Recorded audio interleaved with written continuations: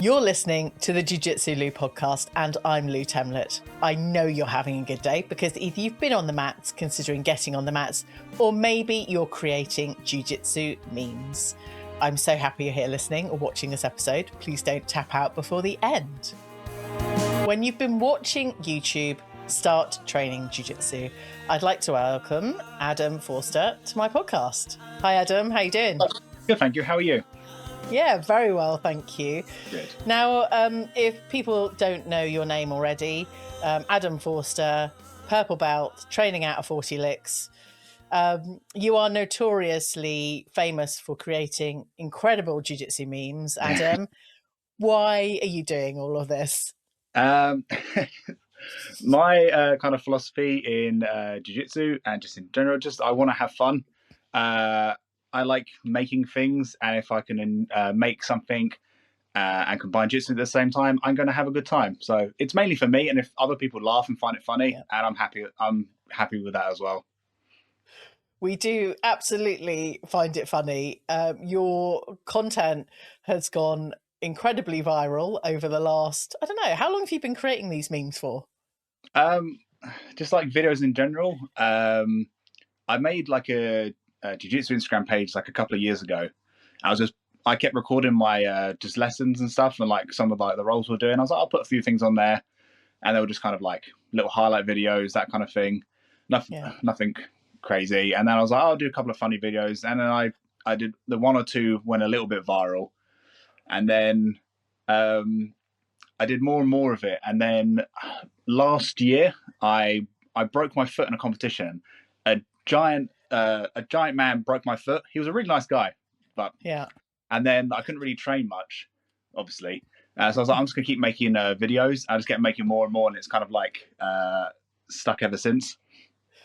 So when you can't train, make jiu-jitsu memes. Basically, I was like, well, I need to do something. So I was like, I'm just going to focus entirely on. I can't train, so I was like, I'm going to shift it to a more creative outlet as well. I love it. I love it. And lots of people love your content, Adam. So I just want to shout out and just say we are very grateful for a UK jiu-jitsu meme content producer because, we always need more. I appreciate it. Thank you. So you broke your foot at competition. Yes. What happened and how do you come about breaking a foot? Well, I got just at the IBJJF London Open. I won my weight class, like my division. I got gold in that. Yeah. So I was like, yeah, awesome. Going to go to the absolute. Then I went to the absolute in the first round. I went against like a ultra heavyweight or heavyweight, and I compete in middleweight, but I'm barely middleweight, maybe like by 100 grams, maybe. I was like, fine. And the match was fine. The guy got me in a straight ankle lock, and I got out. I thought it was fine. I didn't feel anything, but my coach said my foot basically folded like that. Oh no! And I was like, no, I'm fine. I lost that match. It was fine. I just lost some points. Then it got later on in the day. Adrenaline calmed down. And then I was like, I've got a bit of cramp in my foot. He was like, oh, yeah, really? I'm like, yeah, I'll just walk it off.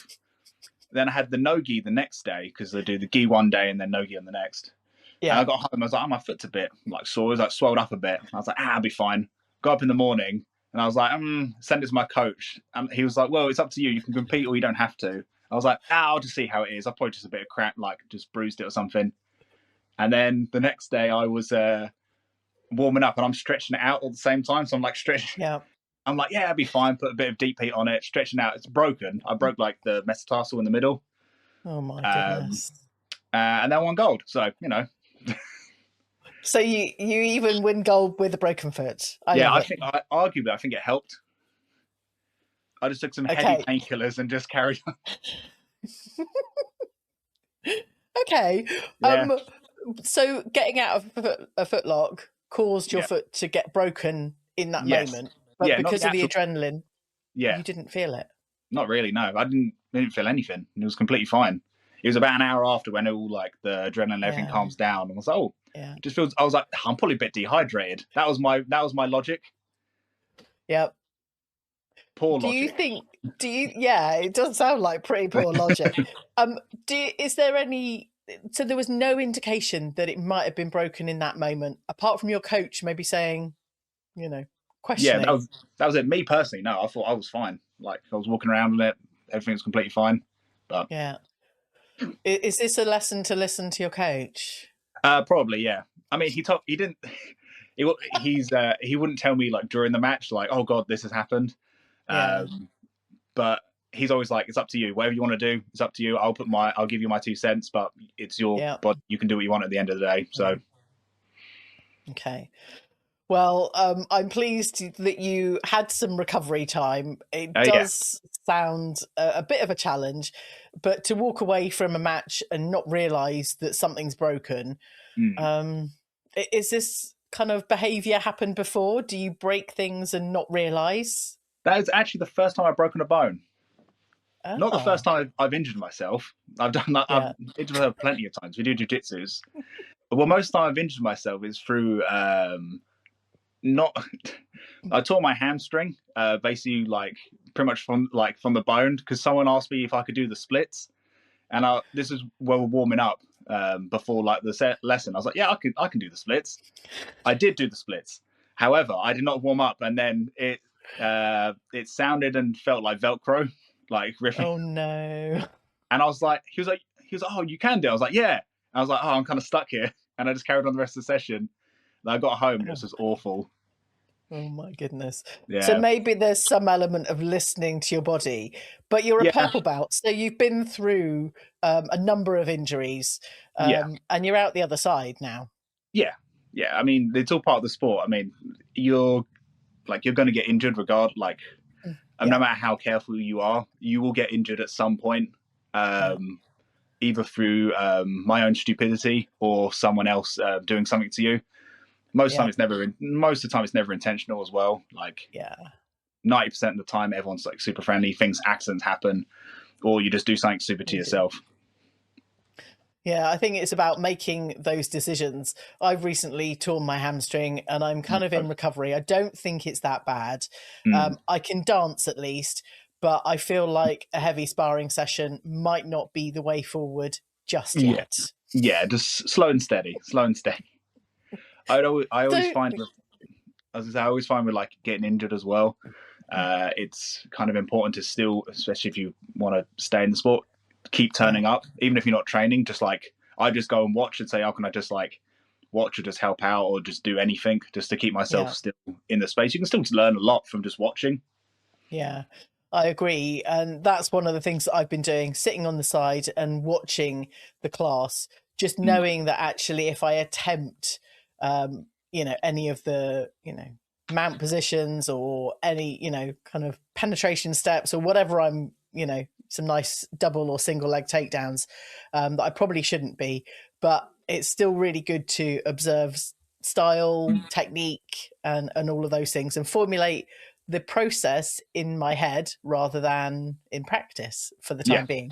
yeah, exactly. You can kind of like visually, like, especially you can kind of work out what people are doing. You kind of watch roles and, oh, this person did this person did that. And it's Yeah. cool to see it kind of like from an outsider, like bird's eye perspective, I guess. Yeah, it's a good way of learning, I think, for some of us. Mm. And if any of you haven't tried observing technique and classes from the outside because you've got an injury, I applaud you. Well done, you survived. But if you do happen to be at injury time, then go and sit on the side and just watch your incredible teammates do what they do best. Exactly. Yeah. Learn from everyone. Exactly. Um, how did you go about recovering from your broken foot? Was it cast? What was the recovery process for you? So lucky enough, I went to first off, one of our guys that trains with us is a physiotherapist. So I sent him a picture of my foot. I was like, this doesn't look great. It doesn't feel great. What do you think? And he was like, I think you have a. And he was like, well, I'm pretty sure you have like you've broken the metatarsal in the middle. I was like, oh, okay, cool. Went to the A&E. Yeah. Went there, and it was exactly what they said. So when I went there, luckily it was a spiral fracture, so it like broke and twisted at the same time. Oh my Lucky enough, I gosh. didn't have to have surgery or anything. They weren't. they weren't sure. They sent it off to someone else. I just had to have a big old boot on my foot for about 4 to 6 weeks. Yeah. Well, it sounds like you've fully recovered from that. Yeah. But obviously, if people do break a metatarsal, that might be what they expect. But go and get it checked out by somebody Yeah. professional. And if you've got physiotherapists that train with you, then sounds like a good port of call is to ask them first. Yeah, just I was like, hey Max, do me a solid and just have a look at, just like, I'll send you a picture, just tell me what it might be. Do I need to go to the hospital or not? And he went, go to hospital. Yeah, good. And usually it would be go to hospital, but when you're kind of not really sure, should I, shouldn't I? Yeah. I'm more of the, well, maybe I'll just hang it out for a little while. I mean, I'm exactly the same. It's one of those things like, I'm like, am I just being a bit of a wimp? I was like, oh, it'll help. And then it's kind of a bit weird. It's a little bit validating when you go to like a medical professional going, oh no, this is actually what's happened. Yeah. Because a week after I got my blue belt, I went to my first competition, and then won my first match. Second match, I tore my ACL in like the first like 10 seconds. Oh my gosh. And then I was like, oh, that doesn't feel good. And then it took for various reasons. It took ages to actually get like a MRI, because they were saying, oh, it might be this, it might be that. Blah, blah, blah, blah. Yeah. And then when it finally got, it was like 6 or 7 months after that. Oh yeah, your ACL's awful. You have the ACL of an 80-year-old man. I was like, oh great, at least I'm validated that I wasn't just like making it up. Yeah, it's one of those things, isn't it? It's like any technique or any injury or anything with your body, you have to then kind of join your mindset and your body back together and go, yes, that was real. That I'm not just thinking and guessing and hoping one way or another. But yeah, it's good. So competing a week after your blue belt, had you competed at white belt? Yes, so I competed at white belt a few times, not loads, like 3-4 times. And then that competition, I was meant to be competing at white belt, and then they gave my blue belt like a week or two before. So I had to quickly like change and went up. Like the competition was fine. I felt I did, like, my first match went really good. Second match, like it was, I found I got armbarred in like the last 10 seconds, but it was pretty even back and forth. Considering my knee got completely blown. It was just by a sweep. Again, it wasn't anything that wasn't intentional. They didn't do anything to my leg intentionally. As I swept, my leg just went in a weird angle and it just went bap. Yeah. But yeah, so yeah, that was my first foray at blue belt, and then I didn't compete for probably about a year, just because I didn't feel comfortable. It took a long time to start healing, get better again. Yeah. And do you think that was a really wise decision to kind of recover properly and then get back into the competition world? Yeah. So physically, I wouldn't be able to compete. I was like it was uncomfortable to walk for like 8 months, maybe. Like it took. Wow.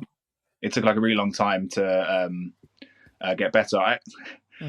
When I actually finally got the diagnosis, they said it was mucoid degeneration in my ACLs. And they were like, oh, it was really rare in like elderly people. You find it in people in their 80s. So it's really rare to find in someone in their late 20s, early 30s. And I was like, great. Fantastic news. I was like, will it get better? Oh, no, you've got that. That's a lifer there. I was like, fantastic. Oh, okay. There are certain times to be mindful of your own mindset and keep a positive spin on it, because being in your 20s and 30s and being told that, it's a lifelong condition, there's power of the mind to recovery, because you got out there, you've recovered, you've since had a foot injury and various other things, it sounds like. Yeah, I mean, you're gonna get injured, but like with that one specifically, I was because it took a long time to actually get like proper diagnosis. I was just trying to build strength around it as much as I could. So just try and get as strong as possible, and it's worked out pretty well since. So good. Now, talk us through your progression from blue belt to purple. Did you happen to go into another competition a week into purple, or is it a bit steadier? So blue belt, I competed quite a lot more than white belt. It was like white belt a few times, blue belt a decent amount, and then purple I've done quite a lot.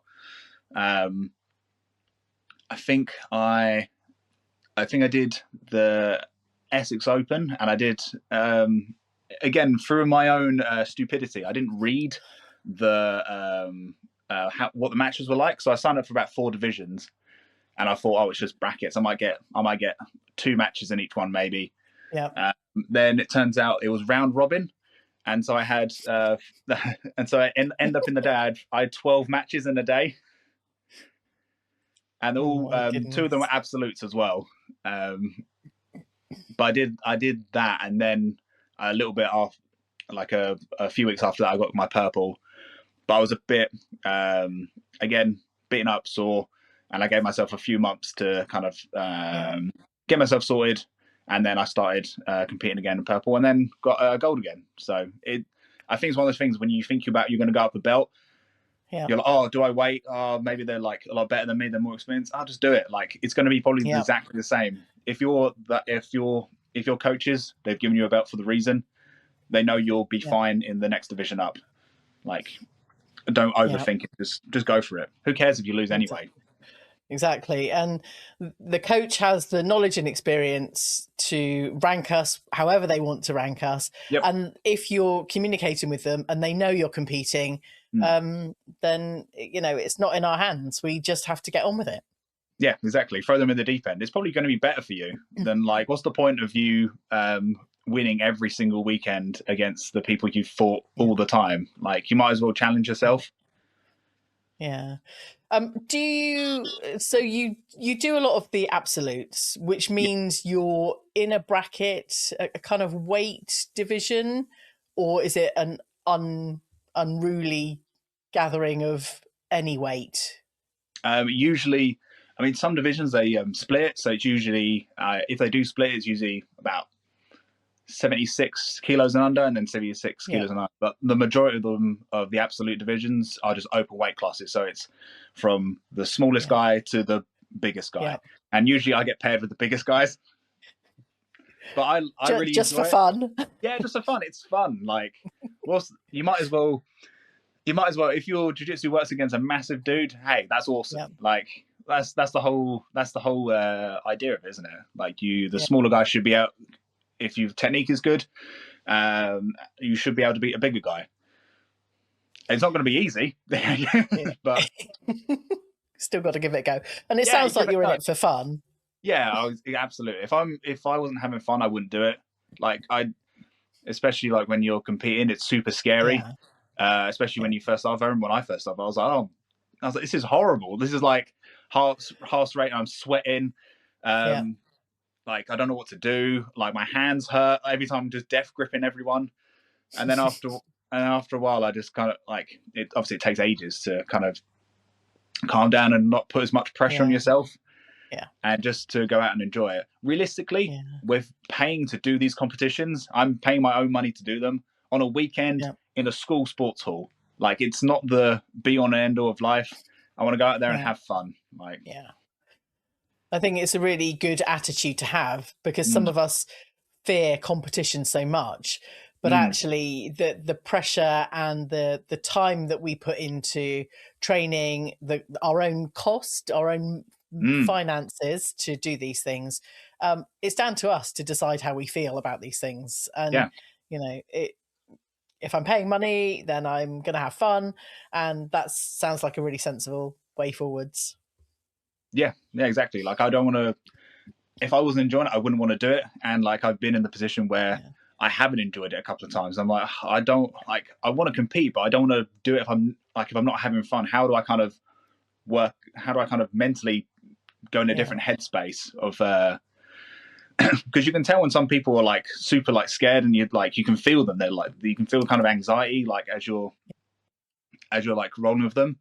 But I feel like if you're more relaxed, you're more having fun, then more likely you're going to do better. Because realistically, you've probably had harder rolls at your gyms than you will have at like competitions. But then it's the mental aspect that's really the big issue. That's when you may slip up, you make mistakes. You're not acting how you would do in the gym. Yeah. do you think you've made many mistakes at competition? Oh, I mean, loads. you've got a lot of golds, but Yeah. are there lots of mistakes as well? Any Oh, notable? hundreds. Yeah, hundreds of mistakes. I made loads of. That's the whole point. Like, you don't learn. Like, it's cool if you win, but if you make a mistake, that's more than likely what's going to happen. And like, I've lost loads of matches. I've probably lost more than I've won, and I'm more than happy to like post about myself losing or me getting like absolutely thrown across the mat or like submitted. Like, it doesn't bother me. I'd rather use. If I lose, I still win because I can make content out of it. I can make fun of myself. Have you had any times where you've consciously known that you've made a mistake? A few times, yes. The one that sticks out is when the first time I went to Euros at the beginning of the year, and I had my first match. Well, my first guy didn't show, so technically I did win a match at Euros, so that's fine. My second match with an actual person, it was fine. It was doing. I was doing well. I was passing him. I was in half guard, and I had an underhook, and I was like, yeah, I'm passing him. This is really good. I tried to pull out his lapel and feed it across, and I was going for like another thing, and I let go of the underhook, as I usually go for like a Bravo, which is like a grip underneath there. And as I did that, the guy got up, and I was like, oh no. And as soon as I took it out, I was like, oh, that was really stupid of me. And that tiny little mistake, especially like Euros and stuff, and then he was all over me for the rest of the match. Like, the first half was fine. As soon as I did that, in my head, I'm like, oh, that was a terrible idea. But it's those split second things, and I think I thought about it more because that was like a bigger competition. Like, we've flown out there to try and do it. Obviously, I want to do well, and that little mistake cost me. But now I'm not going to let that happen again. That's good. I'm quite intrigued to know a bit more. So, consciously, you were aware of that mistake. Do you think the fact that you were consciously aware and your mindset shifted, do you think that kind of gave the game away more than if you hadn't realised consciously so much? Potentially, yeah, I think so. I think where that happened, I was on kind of the back foot. Yeah, like, I made a mistake, he capitalised in it, and then the guy was really good. Really, really good. And he was over me for the rest of the match. He took my back. I was surviving for most of it. And literally in the last 10 seconds, he got a choke on me.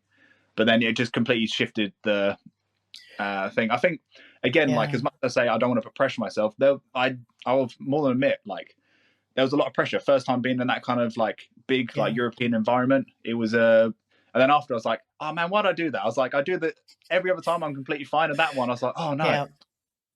But I still had a great time. So I can't...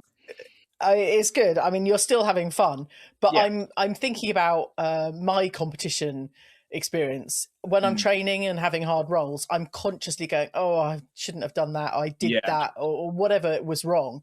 But actually, it sounds like if I was to play a more subconscious mindset when I don't do things quite right, that I might have the edge on the win or the sub potentially, maybe. Yeah, I think so. Okay, I'm gonna play that out out next time, because I normally give the game away that I've got. Like, admittedly, I'm a like reasonably like friendly and like smiley person. Like, when I'm like before matches, and then I don't realize I do it, but when I roll, I'm just completely like I've completely deadpan, but it's not intentional. I just have no like just a poker face. I don't intentionally try to do that. But good. I think the poker face is the way forward. Yeah. Mine just. Good. I think mine is I'm just thinking, and that's my concentration face is me having just like I've just got nothing going on. It just looks like I've got nothing going on. You've got lots going on. This episode is sponsored by 40 Licks Jiu Jitsu Club. 40 Licks is a jiu-jitsu and submission grappling club based in Sevenoaks, Kent. It's a community that offers an inclusive and friendly environment in which to pursue the grappling arts. They create a culture that elevates the sport through effective and systemic instruction. Visitors are welcome to all their classes, whether it's specialised gi and no-gi BJJ classes women's only, kids classes, or the weekly open mat. This club is friendly with top quality and knowledgeable instructors. When you want your love for BJJ to be reignited, head over to @40Licks BJJ on Instagram and check out the visitor options over on adamwattsbjj.co.uk/visitors. This episode is also sponsored by Adam Forster Private Lessons. Adam Forster is the infamous brown belt, sponsored athlete and coach that has time to offer private lessons in gi and no gi and create BJJ memes that go viral. Having recently caught his hair in training, this is the guy that has all the tricks, and he's pretty exceptional at jiu-jitsu too. Check out his two-step submission routine, his rest day practice, his best rolls, high-calorie grapplers, and a possible high-profile collaboration. This guy has all the fun, and you can too. DM or email Adam to book your gi or no gi private lesson on adamforsterbjj@gmail.com. This is the Jiu-Jitsu Lou podcast with me, Lou Temlett, coming to you from the UK. Keep checking out the clips that drop as soon as I've recorded an episode, usually way before the episode is released, over on Instagram, YouTube, and TikTok. Today, I'm having a conversation with Adam Forster. So, Adam, your jiu-jitsu is about having fun, creating incredible memes. What has been your most viewed meme so far?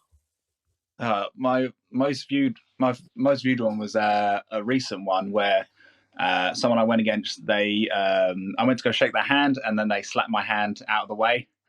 Yeah. And that was it basically. It's like, I'm always there to try and make friends, but man, if you don't want to, that's you. I didn't make you slap my hand out the way. I didn't make you try and be like that. So yeah. Did you sense any energy walking onto the mats to the ref at that point that there might be any animosity? Yeah, I've faced him a couple of times before, and it's always been a bit. Yeah. So it's one of those things. It's like, well, I knew probably something's going to happen. We did. I was like, well, in my head, I went, well, I can make a video out of this. More content. Yeah, I was like, well, all right then. You had that one. You had that one lined up. Yeah, I'm the worst person to do that again. It's not that I want to I was like, well, do something silly. I'll just make a video. I'm not trying to be like, oh, I don't like you or anything. I'll make fun. Like, who cares? Yeah, it was good. I think I would be mindful approaching, but actually, if your content goes viral, then there's always an opportunity. Exactly.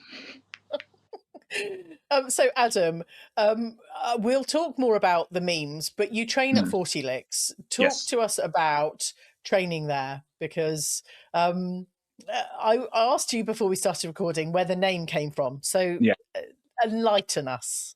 Okay, so 40 Licks is run by Adam Watts. He's our head coach and black belt there. A fantastic coach, great person. He's always been always super supportive of me, from day one. And he's I'm now one of the coaches. I'm one of the coaches there as well. He's been nothing but good to me. The name 40 Licks, in his younger days, he was likened to a young Mick Jagger. So when he went to create his own one, he wanted to kind of pay homage to that, and one of the Rolling Stones albums is the 40 Licks. So that's where that came from. And then all the branding is Rolling Stones or the lips and tongue inspired. Nice. Thank you for sharing that, because it's one of the jiu-jitsu kind of academy club names that completely stands out. Now, you are an illustrator. Did you have anything to do with any of the branding? I did. We it was funny enough when Adam used to train Adam Watts. It's funny enough, there's two Adams there as well. So he's Big Adam, I'm Little Adam. When he was a training coach somewhere else, he came up to me. I came to one of his lessons, and he was like, "Oh, one of the guys here told me that you do illustration." I was like, "Yeah." He went, "Oh, do you?" He's like, "Would you be able to make a logo for me?" And then that's how we started talking, and then it's evolved from there. So yeah, I do the artwork for them. I've done a few. I do quite a bit of work for like different like jiu-jitsu companies as well, which is really fun. So combining like two things that I do. Nice. I'm in the graphic design and tech world. What do you use? Are you a Procreate or are you Yeah. something else? So I use Procreate on an iPad. Originally, I used to just draw everything with pen and ink. So it was all pen and ink, and then I'd scan it in. And then color and edit it all on Photoshop. And then my friend showed me that you can just do everything on an iPad. I was like, wow, this saves me so much time. Yep. Nice. And is there anything more specific that might help some of us translate some of our traditional illustration, if people still do that, to come across to Procreate? Because it sounds like it's the way forwards if people aren't doing it already. Yeah, I mean, you can just get, it doesn't have to be a good iPad. You just get an old iPad that might be able to run it. And it's like I think it's like £10, 10, £15 maybe an app. And that's it. There's no subscription. And you can buy lots of different like brushes. You just get, again, you can just get these things like, if you like can't afford it, my iPad's like old. Like it's like 9 years old. I got it ages ago. And it still works. It's still going strong. You just get like a little Apple Pencil with it. And you can download different like brushes and stuff to get different lines and textures. So I've got ones that make it look like actual like pen and ink and brushwork and stuff like that. So it doesn't look super digital. It's like a hybrid between the two, I guess. Nice. It's always nice talking to a fellow creative and getting inspired. Are you mostly kind of some color-based stuff, or are you kind of quite monochrome style? What's your style? I guess the closest thing I can describe it to is it's kind of comic booky, like 50s comic booky, that kind of style, I guess. Yeah. So black line work, and then a few like bold colors and some like halftone like shading in there. Nice. Yeah, if that made sense to anyone who doesn't do illustration or knows about comics and stuff. I was going to reference pop art, but that's another generation. Yeah. Most people will know what pop art is. Certainly the 40 Licks logo echoes that kind of genre of art. Okay, let's talk more about your memes and how you bring your illustration mindset and your creative mindset into putting your videos together, because they're very nicely done. But equally, sometimes it's just a headshot over the top and you talking and, commentating on what's happening behind you. Yeah. So I feel like I need just creative outlets, and that's just another way I can do it. I'll usually find, I guess, especially on the social media thing, it's kind of like working out a way of what will probably work. There's more things that are like, I do it just for myself, which is more like creative things and just kind of really niche humor and just like vibes on it. And other things I'm like, I'll see a trend. I'm like, okay, how can I make that relevant to jiu-jitsu? So we're like, okay, so I'll find a trend and go, okay, this plus this, and now plus jiu-jitsu, and I can make a video about that. And then that's how my mind works. I basically have a little, as I'm just thinking about random things, I have like a little notes app on my phone. I've got hundreds of different random ideas I'll just write down. And then every other day, if someone's in or if I need someone, hey mate, can you just can I borrow for a minute? I'll just like, okay, I need you to help me film this, and this. That sounds really cool. You've got hundreds and hundreds of notes. And do you process in your mind to get the kind of framing and the video? Have you already created the end product before you film it? Kind of, yeah. So usually in my head canon, I like to think of like what's happening. And it's funny when if I'm doing the video and I need someone else to film it. I was saying the other day to one of the people, I was like, okay, I need you the shot will be at this guy, it will pan to me, then we're going to stay on there for about 5 seconds, then we're going to pan back to this one. And he's like, okay, I was like, I'm going to film what I want, and I want you to film that what I've just done for you, and it's, oh, okay, cool. So in my head, I know how it's meant to look, I guess. Yeah. No, that's good. It's always the results are always in the preparation. Yeah. Sometimes they were like, I'll prep for ages, and they'll like, okay, this, and other times I went, I'll just film it for like 2 seconds. And the ones I always find the ones that take the least effort, and I'm like, this I can't be asked for this one. Probably do the best, but you know. Let's go on to talk about the style of content, because you're a purple belt, Adam, Yes. and there are lots of viral pieces of content that echo the style of purple belts training Brazilian Jiu-Jitsu. Yeah, it's a very it's it's a very that's it. It's just purple. It's just purple belt. Purple belts. That's it. It's one of those things, especially jiu-jitsu, like the whole joke of like jiu-jitsu is like it's a little bit homoerotic, I guess, isn't it? Like me and my mates all fight, like we just like make fun of that. We just like roll as I want to like kind of put myself as much into these stereotypes as possible because it's fun and everyone like kind of relates to them. And oh, that's the purple belt. Oh, that's that guy. That's that guy. That's the everyone knows these type of people. Yeah. Yeah. Yeah, absolutely. I can echo a number of purple belts that I've known over the years, and your content fits perfectly. Exactly. I know my audience because I am my audience. Do you think anyone creating content should be creating content for themselves primarily, because their audience is like them?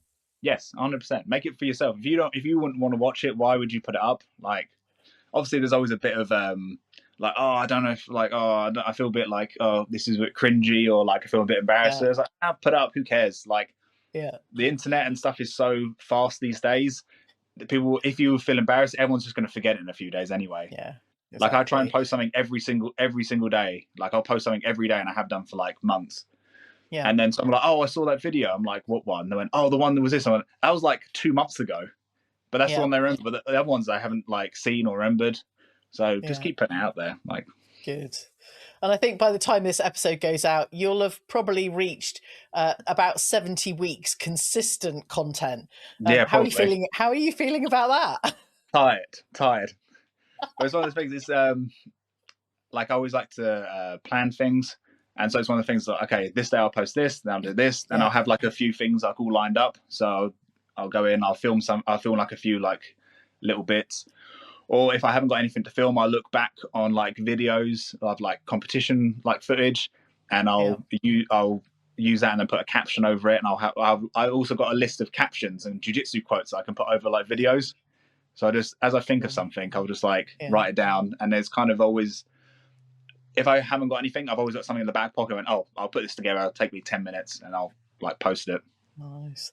So it sounds like the advice is, if you have some creative thoughts, jot them down, film footage as you go, because at some point in your jiu-jitsu career, you might want to start creating fun jiu-jitsu memes. Yeah, it's just anything. Just like post the more as much as like you can be like the best jiu-jitsu, like the best person in jiu-jitsu in the whole entire world.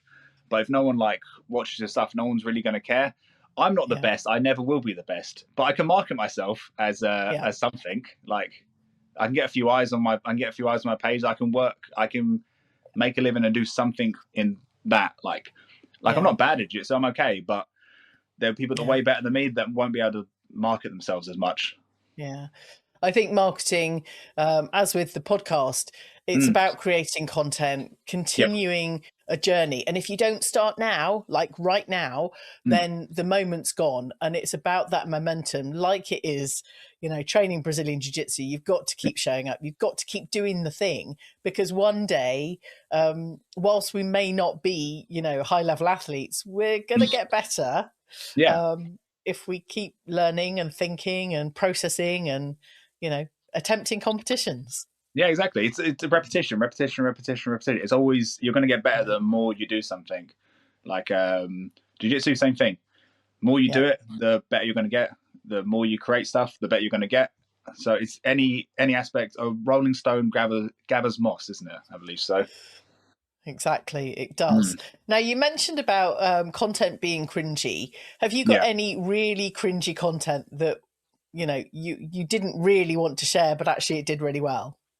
I feel like not so cringy, but it's the ones where obviously I sometimes I feel bad when like something goes like really viral and then like, so say it's a competition, like I submit someone or like I make fun of them a little bit and then it goes a bit viral. I'm like, I was like, sorry. Yeah. Okay. So But then, it's your own feeling about it rather than, you yeah, know. Yeah. yeah, I don't care about myself. I'll make fun of myself all day. Like I've got Yeah. loads of videos of me, like all that kind of stuff. But if other people in the videos, I'm like, Yeah. but then again, like everyone's there, everyone's watching, everyone's filming stuff anyway. Like I'm just putting it out on a platform. Yeah. Yeah, that's good. I just want to keep encouraging you to do more content. Yeah, well, But I have. That's the plan. how do you balance your training if you're creating all this content every day? So I train quite a lot. I also teach, which also like includes like part of the training. But I kind of Yeah. I break up kind of my time. I love a routine. So I would like, okay, for example, on like a Monday, usually quite a lot of training. So I do a private lesson in the morning, then about like at 8 a.m. and then I'll go home, sort a couple of bits, breakfast, and I'll go to 11 o'clock training. And then after that's finished, I have like a few hours until I teach in the evening. Yeah. And then that's when I'll like make a bunch of content. I've got like a few hours at home and then I'll come and teach in the evening. But like it's usually the lunchtime period is when I like make a lot of my content. Nice. That's good. Yes, I guess, feeding your brain, feeding your stomach, Yeah. and feeding the big thing that is social media. Yeah, pretty much. Yeah. I love it. I love it.